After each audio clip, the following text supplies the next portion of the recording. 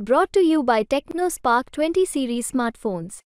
नाथाभाऊचं नाव मी घेते, मी पक्षाचं नाव काय आहे? गिरीश भाऊंचं मी नाव घेते, हे चुकीचं सांगू नका. पण कार्यकर्ता तिथे डावललं जाते, तिथं काय कोणता स्वाभिमान कुठे विकायचा ते सांगा तुम्ही.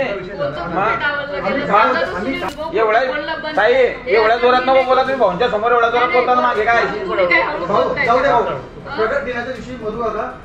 कालपासनं मला संध्याकाळी माहित पडलेलं आहे की असं काही व्हिडिओ व्हायरल होतोय आणि ज्या तिथल्याच उपस्थितीपैकी कोणीतरी हा व्हिडिओ व्हायरल केला आहे अशी पण माझ्या कानावर बातमी आहे. आणि या संदर्भात नक्कीच मी आमच्या वरिष्ठांशी सुद्धा बोललेली आहे. मला असं वाटतं ही गोष्ट ही मागच्या 8 दिवस आधीची आहे. आता त्याच्यामध्ये काही तथ्य नाही आहे.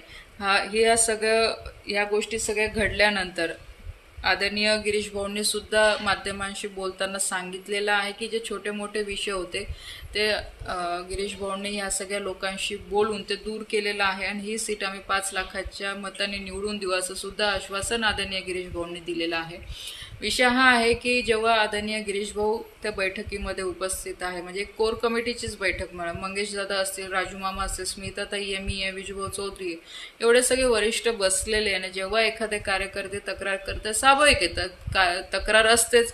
आम्ही पण काम करताना बऱ्याचशा चुका आमच्याकडनं पण होत असेल, मी असं म्हणत नाही की आम्ही चुकत नाही, थोडेफार विषय होतातच. कारण शेवटी आज एवढा मोठा मतदारसंघ आहे, आज कोणी ना कोणी माझ्याकडनं पण दुखवलं गेलं असेल. पण विषय हा आहे की हा व्हिडिओ कोर कमिटीचा व्हिडिओ हा बाहेर अशा पद्धतीने व्हायरल करणं हे चुकीचं आहे. कारण की भारतीय जनता पार्टी ही शिस्त प्रिय पार्टी आहे, शिस्तीने सगळे इथे कामं होतात, एक डिसिप्लिन वाली पार्टी आहे.